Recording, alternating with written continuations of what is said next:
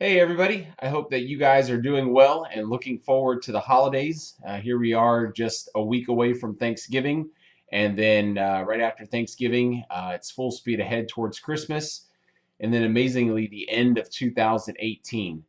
And I hope that you're excited about the holidays, looking forward to seeing family and friends, and I hope that there's also a little bit of a desire to put 2018 behind us and hit the ground running for 2019. This year, as I've said many times in these videos, has really not gone according to plan. There's been lots of distractions, lots of challenges, probably more change within McDonald's and within our restaurants than at any time, at least in recent history. And so, on the one hand, there's a lot that all of us have learned through this, but I think there's also a desire to kind of put that behind us and look to the brighter future of 2019. And it's kind of in that spirit that over the next 5 weeks, I want to do a 5 week kind of lesson on 5 habits that kill team unity. So you guys know how we try to run our company. It's absolutely a family business. Many of you have been with us for more than 5 years.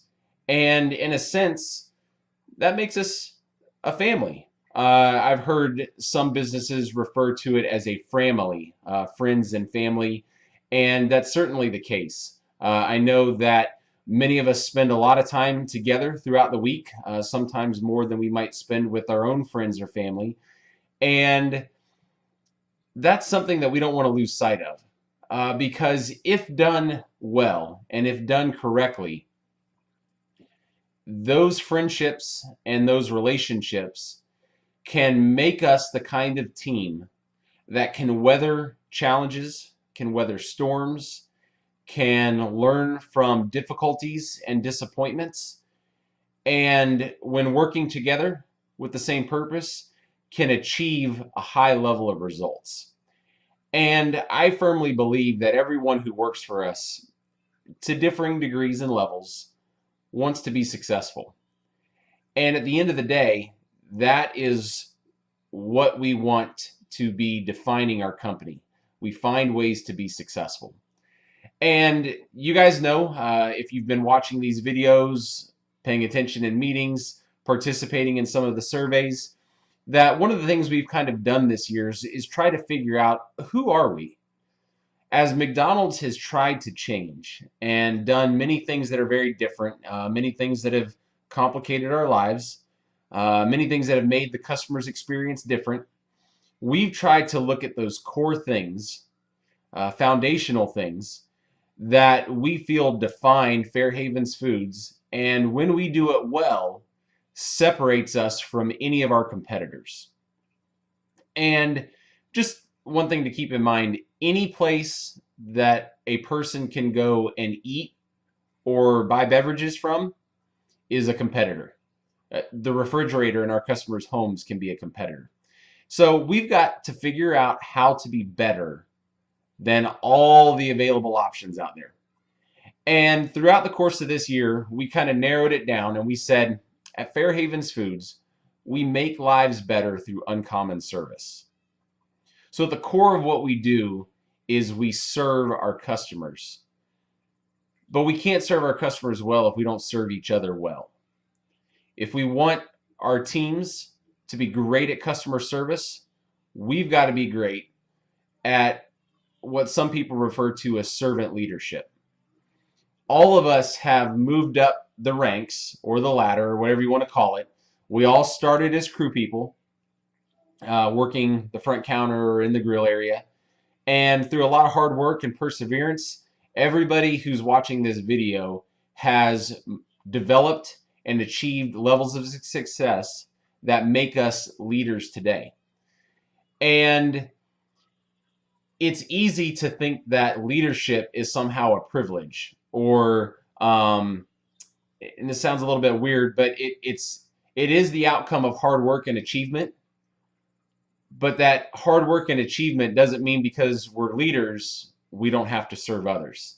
In many cases, a leadership position is the perfect platform to serve others.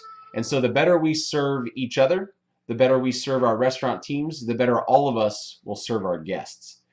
And at the core of being able to serve others is being able to do it as a unified team. So over the next 5 weeks, I'm going to talk about the 5 enemies that destroy or kill team unity. And so today, we're going to start off with topic or lesson number 1, or the first habit that kills team unity, and that is poor communication. So here's how I want you to think about it. All of you have probably driven a vehicle before. Most of you have your own vehicle now. And one of the important things for any vehicle is that it operates correctly.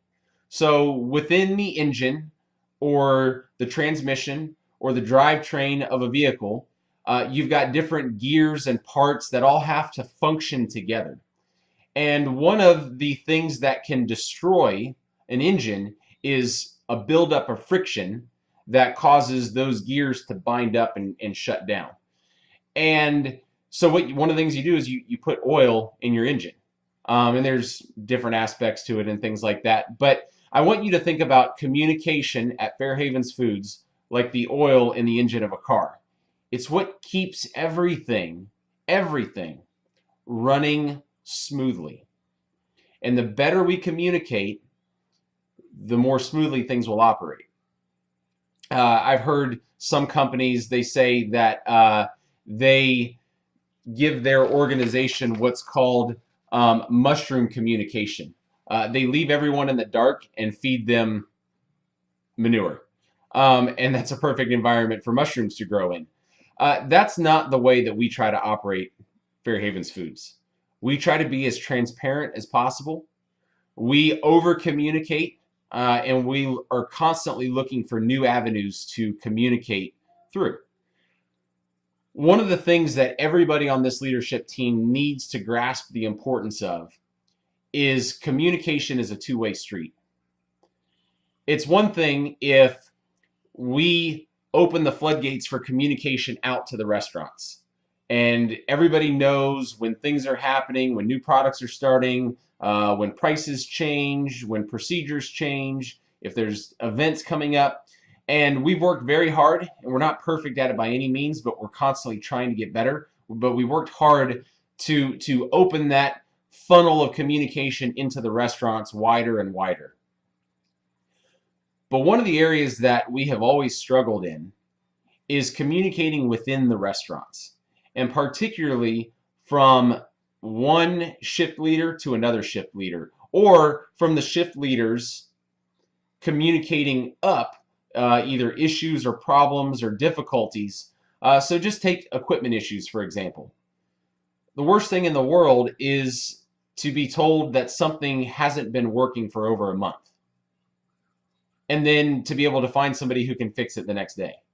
Now, there are times where we know when something breaks right away, and it takes a while to get it fixed. Parts are on back order. People can't get out to the restaurant for weeks at a time. Sometimes that happens. But in most cases, we can fix things right away. Another thing that's really just an unpleasant situation is to find out that there was a problem between two individuals, maybe one of our team members at a customer or between team members, and it goes on and it goes on and it goes on. And the people who can step in and put a stop to it, they don't know about it.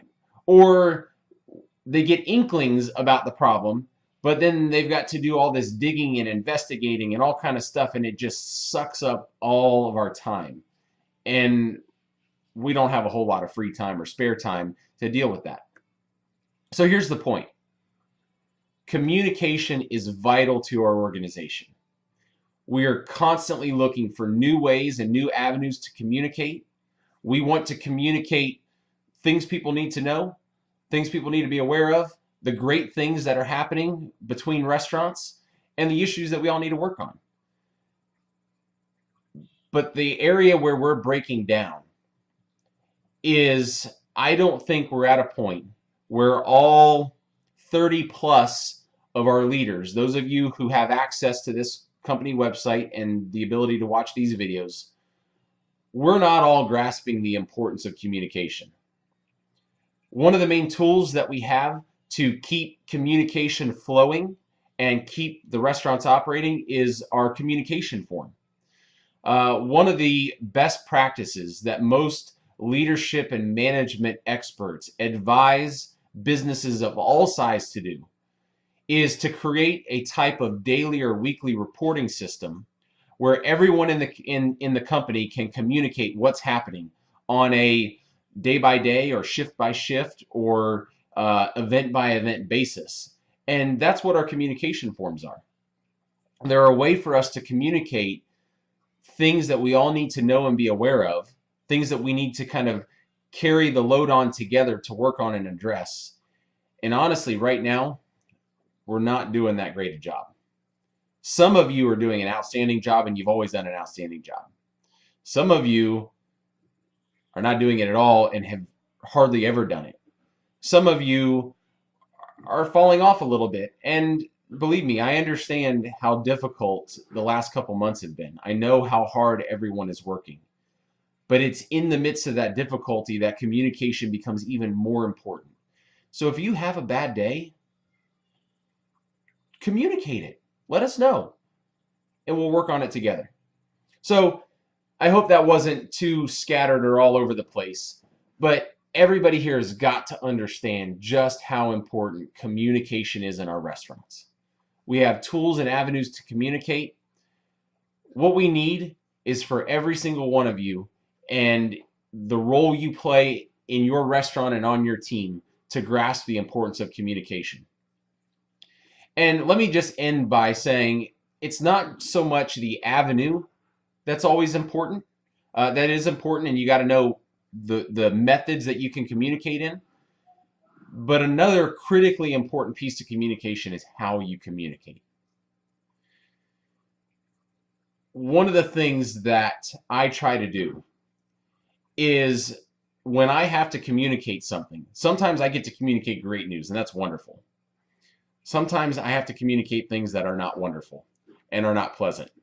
And I know that the person hearing it is not going to like it. Not everybody receives communication the same way.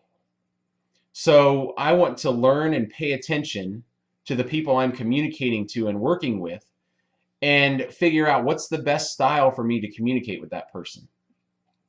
But regardless of the method or the style that they prefer, one thing that I always try to do is be respectful.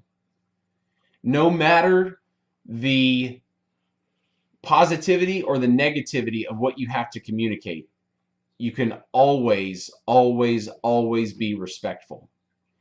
And you can always be respectful no matter how respectful or disrespectful the other person is.